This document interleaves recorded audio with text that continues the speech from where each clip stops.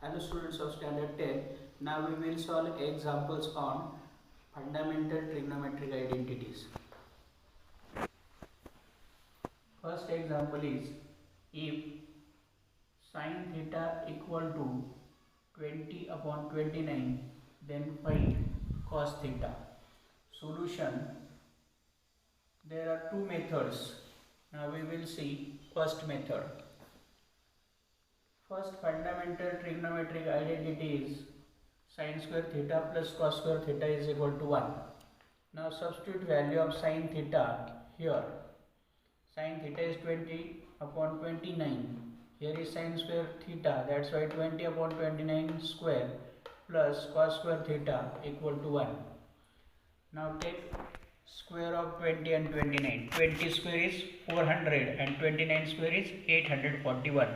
Therefore 400 upon 841 plus cos square theta equal to 1.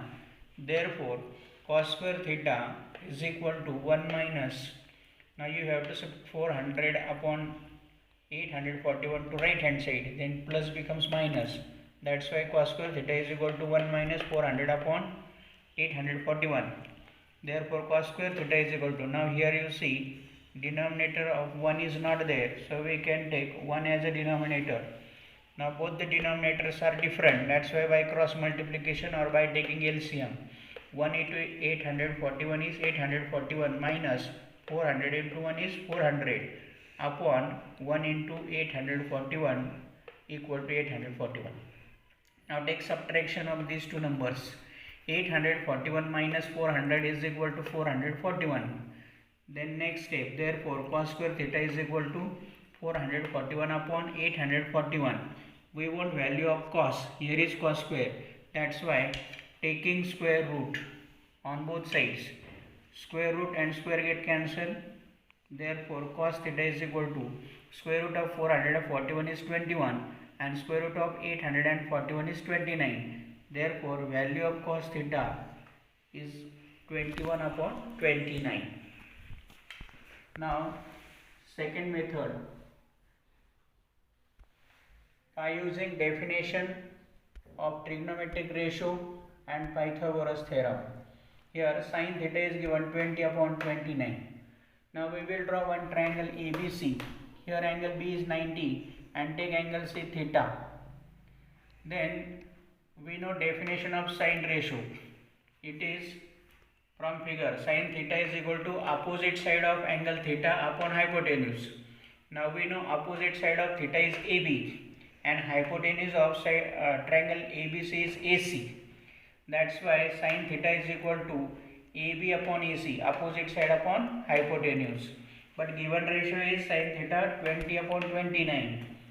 Therefore, you know this sin theta is 20 upon 29. So we can write AB is equal to 20 upon, AB upon AC is equal to 20 upon 29. But 20 and 29 are not the exact value of AB upon AC because these two are the ratios. That's why use common multiple k and take AB is equal to 20k and AC is equal to 29k. Now given triangle is right angle triangle, so use Pythagoras theorem. Pythagoras theorem is hypotenuse square is equal to sum of the squares of other two sides. Therefore AB square plus BC square is equal to AC square right here. According to Pythagoras theorem, AB square plus BC square is equal to AC square. Now substituting the values of AB and AC.